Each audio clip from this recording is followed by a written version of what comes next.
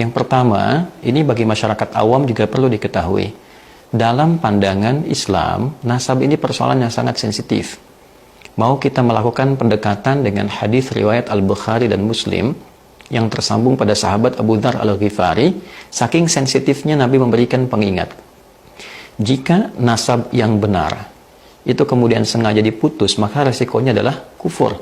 Ma min rajulin idda'a, tidaklah seorang lelaki mengaku li ghairi abihi, kepada menasabkan sesuatu kepada yang bukan dari bapaknya, jalur nasabnya, fahuwa kufrun, maka dihukumi dengan kufur.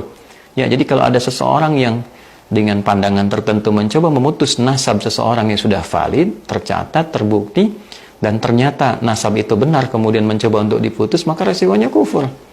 Ini kan masalah. Nah, kemudian juga dalam hal yang sama, ketika ada seseorang menisbatkan yang bukan kepada nasabnya, maka falyatabawwa maq'adahu minan nar. Kalau seseorang mengaku-ngaku bagian dari nasab yang bukan nasabnya, maka tempatnya di neraka. Nah, oleh karena itu ini persoalan yang tidak mudah. Ya, jadi jangan ditarik ke ranah kalangan masyarakat awam. Selesaikan di ranah ilmiah, ada pengujinya, ada hakimnya, ada bukti-buktinya, ada sistematikanya, sehingga tidak nanti banyak orang terjebak pada satu masalah yang ini jadi problem kemudian hari saat kembali kepada Allah Subhanahu wa taala. Siapa yang akan bertanggung jawab kalau tiba-tiba ada orang mencaci maki nasab tertentu, kemudian tidak seperti kenyataannya, dan dia menghukumi terputus, lalu terkena kemudian dengan ancaman hadis ini? Yang bertanggung jawab siapa? Kan jadi masalah. Nah, jadi nasab itu sangat sensitif. Dinisbatkan kepada yang bukan dari turunannya masalah, mengaku-ngaku bermasalah, berbangga-bangga juga masalah. Ya, kita ketahui bersama dalam hadis riwayat Abdullah bin Abbas radhiyallahu taala anhuma, hadis riwayat Muslim, ketika seseorang menjelang sholat berbangga-bangga dengan nasabnya, dengan kakeknya. Ya, satu mengatakan kakeknya ini, satu mengatakan kakeknya ini, maka Nabi merespon dalam doa tidak itu. Ya, sami Allah liman hamida rabbana walakal hamd, sampai ke ujungnya, wala yanfa'u dzal jaddi minkal jadd. Ya, tidak ada yang lebih unggul, kakeknya si fulan atau kakeknya si fulan. Ini memberikan kesan bahwa nasab itu pada akhirnya di hadapan Allah, ya, keseluruhannya itu akan sirna seluruhnya, kecuali amal soleh kita, kecuali nilai-nilai kebaikan kita. Ya, nah inilah poin-poin yang barangkali penting menjadi catatan. Tetap penghormatan itu mesti ada.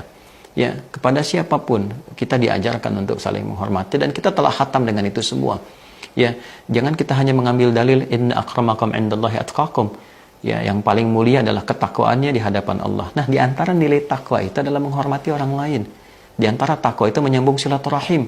Ya ayyuhan nasu taqu rabbakumul ladzi khalaqakum min nafsin wahidah wa khalaqa minha zawjaha wa batha minhuma rijalan katsiran wa nisaa'a wattaqullaha alladzi tasaaluna bihi wal arham. Jelas ayatnya. Ini ayat pertama. Hai semua manusia, tingkatkan takwamu kepada Allah, Rabb yang menciptakan engkau dari bapak yang satu. Kemudian ada istrinya jadi ibu kalian, ada Adam, ada Hawa, menyebar jadi keturunan, ada laki-laki, ada perempuan. Bertakwalah kepada Allah yang dengan itu kalian meminta untuk menyambung silaturahim. Jadi menyambung silaturahim, saling menghormati, saling menghargai dengan siapapun, bagian dari takwa. Nah, ini kan agak miris, kita mengambil narasi takwa untuk mengatakan yang paling tinggi di hadapan Allah adalah ketakwaannya. Tapi saat yang bersamaan juga ada sifat untuk mencela orang lain, mencela nasab orang lain. Ini bukan sesuatu yang proporsional.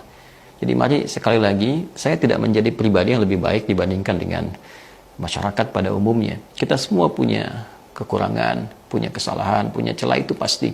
Tapi akan lebih baik bila kita dudukkan itu semua menjadi sebuah energi untuk saling menguatkan, membangun silaturahim. Alhamdulillah, dengan adanya dan Allah izinkan isu ini terangkat, tentu kita akan punya banyak hikmah. Hikmah yang selama ini tidak bisa kita dapatkan. Di antaranya apa? Hubungan silaturahim antara habaib dengan generasi yang wali songo, Masya Allah. Dua-duanya adalah generasi mulia, kontribusinya tinggi ya, dalam konteks kehidupan berbangsa, bernegara. Ini saatnya bersatu, kemudian membangun tali ukhuwah yang kuat, bersinergi membangun bangsa, ya, dalam situasi global yang tidak mudah saat ini. Tantangannya banyak, masyarakat banyak masalah, ya, banyak persoalan, persoalan lapar, persoalan moral. Nah, kalau sekarang pertikaiannya ada di unsur-unsur yang setidaknya harusnya menjadi teladan, kan jadi masalah yang sangat repot. Oleh karena itu saya ingin mengembalikan sekali lagi bahwa mari kita bedakan persoalan nasab ini dengan persoalan perilaku. Ya, kalau memang ada perilaku yang menyimpang, Maka kita tempatkan persoalan etik, persoalan moral, diperbaiki, internalnya diperbaiki. Bila ada masukan kepada habaib dan ini nyata, ada pembuktiannya, dengan segala kerendahan hati, diperbaiki di internal habaib. Bila memang ada penyimpangan terkait hukum, diproses seperti Nabi mengajarkannya. Bila memang yang umumnya juga berlaku yang tidak baik, diperbaiki, lalu kita sambungkan jadi islah untuk saling menyatu dalam kebaikan. Bila persoalannya terkait dengan nasab, ada soalan tertentu, maka kembali lagi, tempatkan di ruang waktu yang tepat. Di ruang yang tepat, di waktu yang tepat. Karena itu, saya kira ini dengan segala hormat ya pada isu-isu kemasyarakatan ini, MUI ini tidak boleh menjadi satu figur tunggal pada personal-personal, harus jadi figur lembaga. Ya, saya kira sebagai satu lembaga ini kami memberikan dorongan yang kuat pada isu-isu yang dirasakan sudah meresahkan, ya berpotensi konflik di masyarakat. Ada baiknya untuk bisa memanggil itu, menempatkan, membuat sebuah tim khusus untuk menjadi penilai, ya, dan didudukan untuk bisa didiskusikan dengan cara yang baik, dengan sistematika yang benar.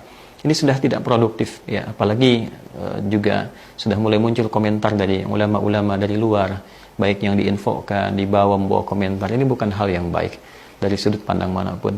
Maafkan saya, tidak ada maksud apapun kecuali untuk menyayangi semuanya. Saya menyayangi seluruhnya, Wali Songo saya sayangi, habaib saya sayangi, para ustadz, para kiai semuanya.